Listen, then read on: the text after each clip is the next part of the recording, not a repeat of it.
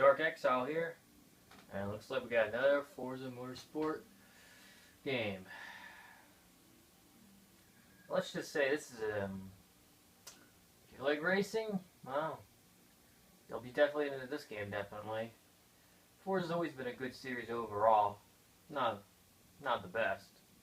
I haven't played a Gran Turismo series since Gran Turismo 2 in the late 90s, but I've heard that it's been better, but well, we'll see if Forza 6 lives up to, everyone's expectations, since Forza 5 obviously was a letdown. And the Horizon series, well, those are just arcade games, basically. Despite what some people might think. Forza 4 was best in this series, in my opinion. We'll see if this one's any good or not. So, let's jump right into it, shall we?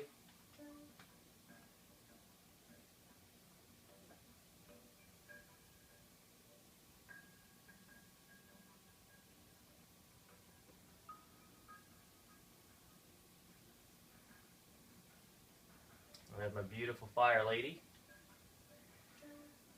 Okay, first, we probably should talk about the settings and whatnot. It shouldn't really matter, especially since it's on PC, but it's good to get out of the way anyway, just since we're here. Go to HUD. Basically, you can make it as realistic as you possibly want. Some of you may think this isn't really, this doesn't really matter. But you might be surprised. If you're trying to make it realistic as possible, you can take all the HUD systems off, basically, like the lap system, time, hell, even freaking speedometer, even, so you don't even see this, you gotta rely on the gauges in the car. Which actually work, by the way. If you want to make it super realistic as possible, here you go. You might be surprised how good you might get if you take all this stuff off. Now, of course, this game, computer-wise, is very technical from what I hear. Of course, they were releasing a damn PC version. Well, I guess my source is outdated.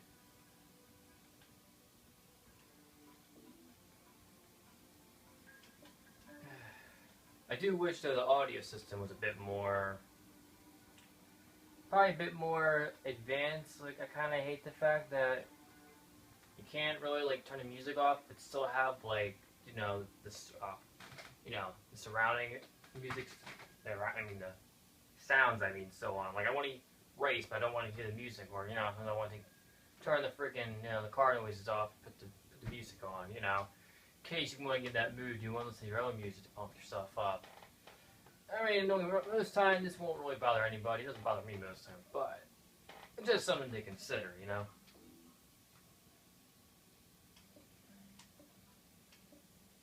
Oh, should mention that too.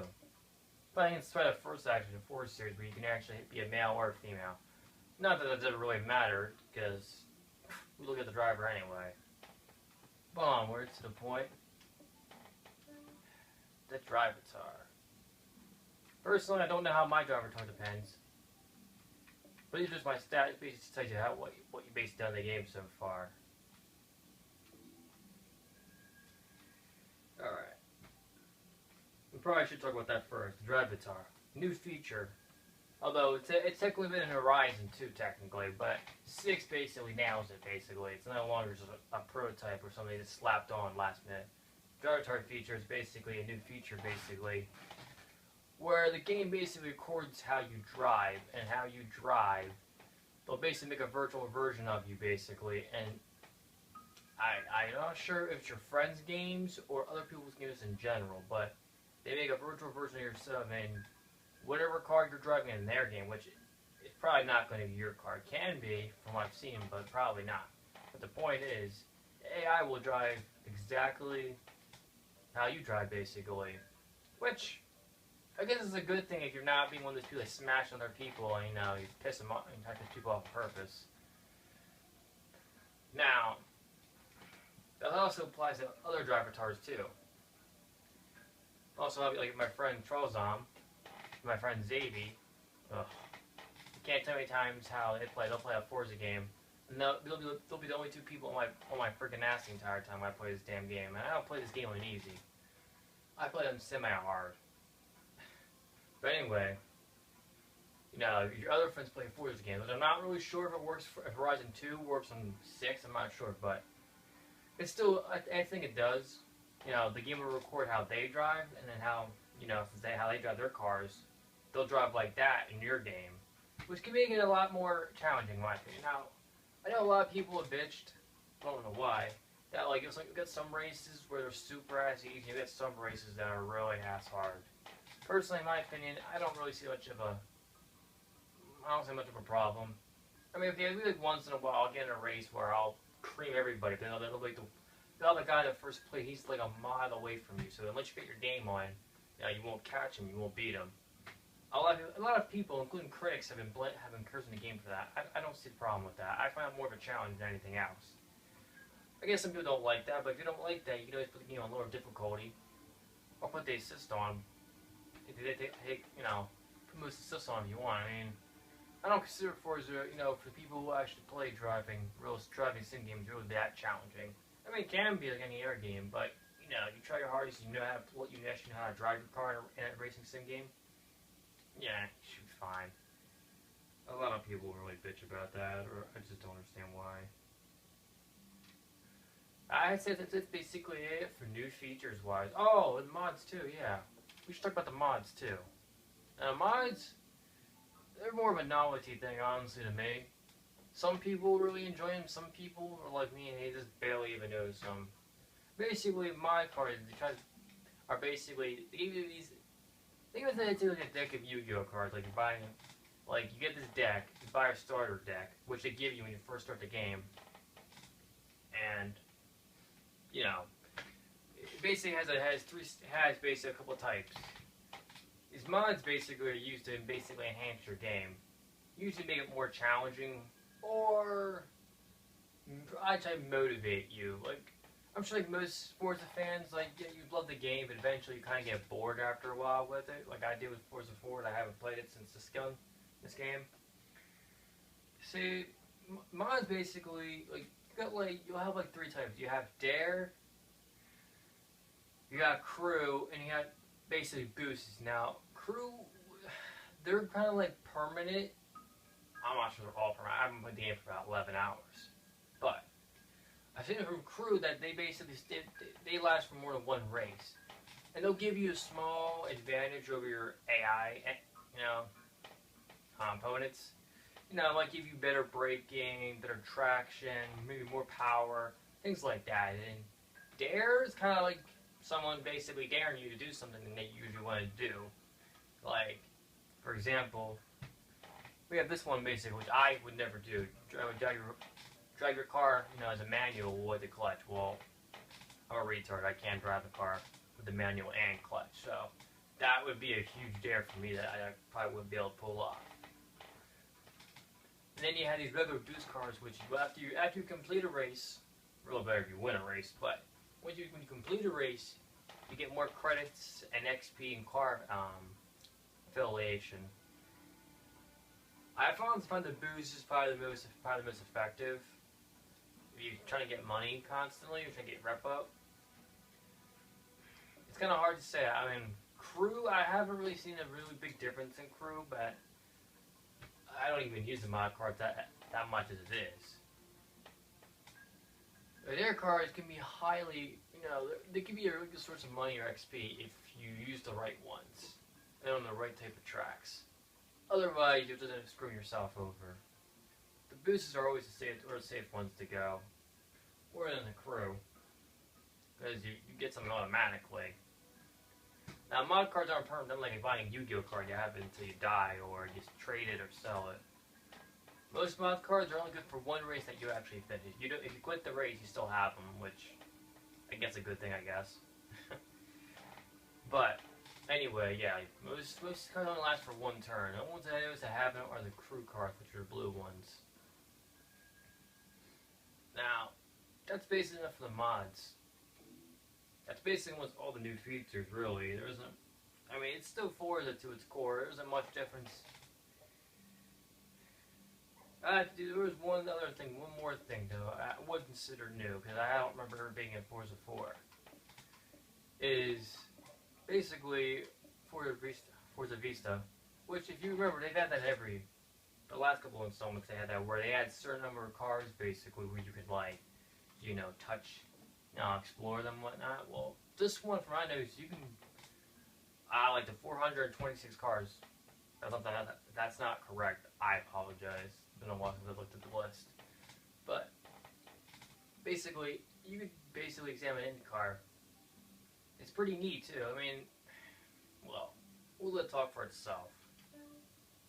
It's by Fire Lady Z, quite sexy as usual. So like any other Forza game with this, you could basically, move around, check it out. There's the details on it. Some are more in depth than others. Like I know with the Skyline, the Supra, you can definitely, open like the engine, the back doors, and whatnot, which is pretty neat in my opinion. Before you guys eyes, you can't take the sunroof off, or the T-tops off. My bad. You can't take them off during the game, which are bad. But I do like that they actually give you a little background of the car that you actually have. Okay, that's not it. My bad, guys.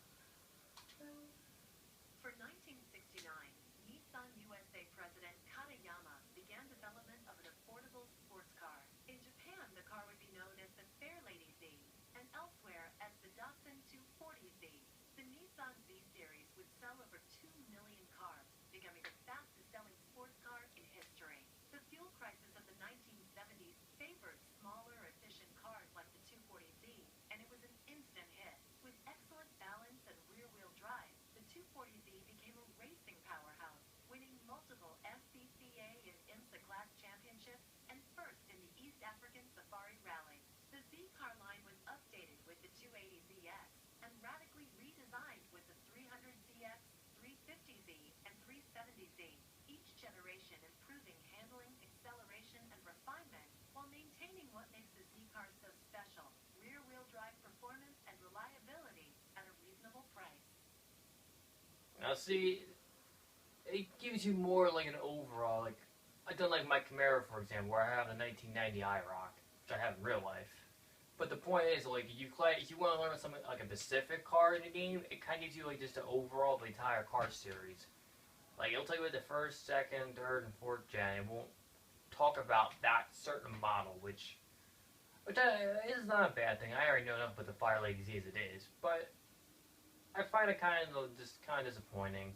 I really was hoping, be like Gran Turismo 2, where like to give us a total dictionary like answer on like what it was, why they make it, how is it different from the predecessor generation, like stuff like that. I don't know if Forza still does that or not. I mean, Gran Turismo still does that or not. But it's just sort of a disappointment. It's not a big deal. Most people won't bother. It doesn't bother me that much, but it's just one of those little nice things that I would like in the game. At least something. Now, let's get on to the next part. And this is gonna be a stupid ass. This is probably gonna be stupid, but story. Well, it's Forza. There's no story. I don't think there's ever been a real racing game with a real story. There's just a new driver trying to make a name for himself in the professional racing world. Simple enough. Graphics now? Obviously, you can already tell. Let's look at this. The graphics are spectacular in every single way. I mean, since Forza 4, the last one I played, that's when I played Forza 3 and 2. And I played the first Horizon. I own the second Horizon. I haven't played 5th. But point is, graphics are spectacular. Just beautiful. If you want a car porn, you came to the right place, in my opinion. You can't get any better than this. You really can't. Now, I'm going to show you for environments or the thing. This is your place to watch the best replays created by the community.